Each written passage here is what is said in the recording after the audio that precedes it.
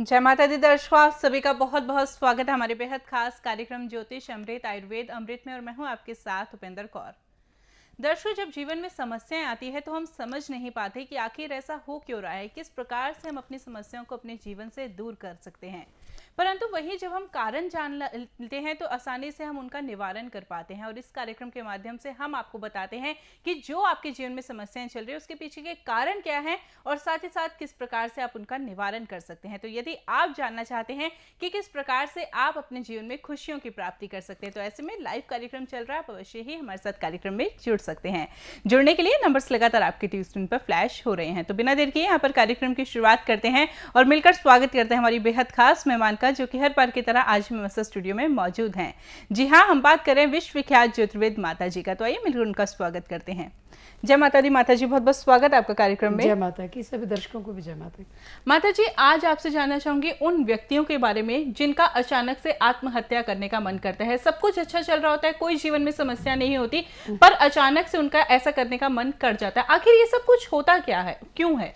बहुत अच्छी लाइफ लोग जी रहे होते हैं और अचानक से उनका मन करता है कि खत्म कर लो अपने आप को। जी। कोई ऐसी बात हो जाती है जिसके कारण कि जीने की इच्छा ही खत्म हो जाती है उनकी। जी।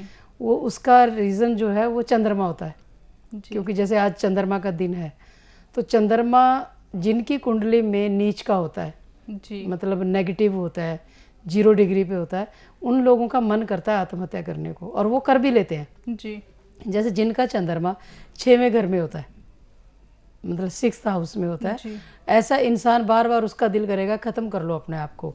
वो सुसाइड करने की कोशिश भी करता है, कभी पंखे से लटकता है, कभी पानी में कूद जाता है, कभी कुछ ऐसे आइडियाज लगाता रहता है वो कि अपने आप को खत्म कर लो। कारण उसको भी नहीं पता होता। जी। लेकिन बेसिकली क्या होता है, जिनका चंद्रमा 6वें घर में होता है, ऐसा इंसान अगर दूध से बनी कोई चीज़ खाता है, दूध पीता है, दूध, दही, लस्सी, छाछ, पनीर बहुत गलत माना गया लाल किताब के हिसाब से, ज्योतिष के हिसाब से, कि लोग दूध को फाड़ते हैं। जी। दूध किसकी चीज़ है? चंद्रमा की। बहुत एक लाइव चीज़ है वो, समझो लाइव चंद्रमा है हमारे पास। तो जैसे लोग दूध को फाड़ते हैं चंद्रमा खराब हो जाता है। जी। दूध को जलाते हैं, जला के वो खोया बनाते हैं ना, जो वो करते हैं, तो उससे भी चंद्रमा खराब हो जाता है, बहुत ज़्यादा नुकसान करता है वो।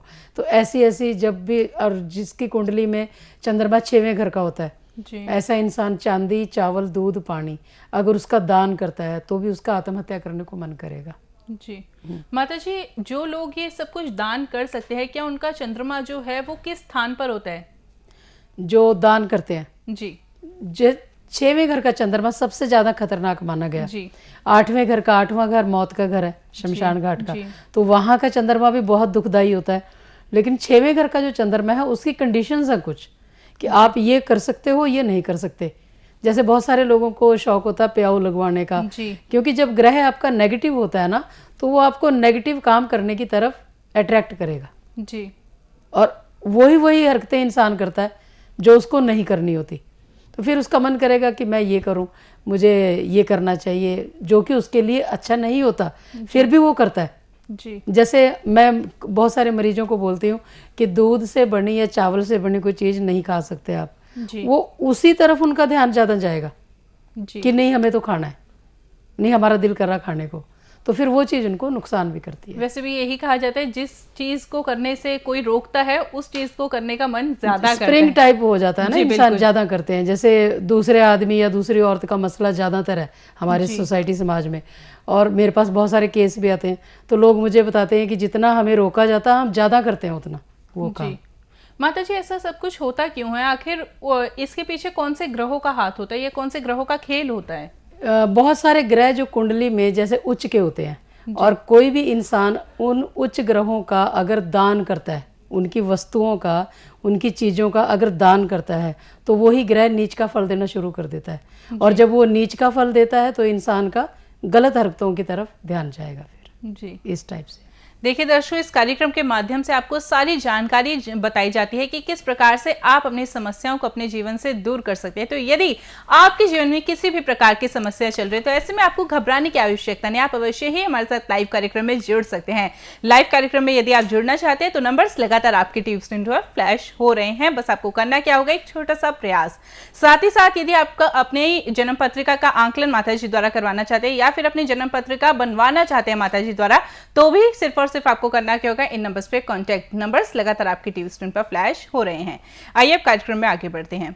माताजी, जानना चाहेंगे, एक बार आपने पहले भी इस कार्यक्रम में बताया था कि कई लोग जो होते हैं वो पूजा पाठ नहीं कर सकते, परंतु फिर जब वो पूजा पाठ करते हैं तो उनके जीवन में विभिन्न विभिन्न प्रकार की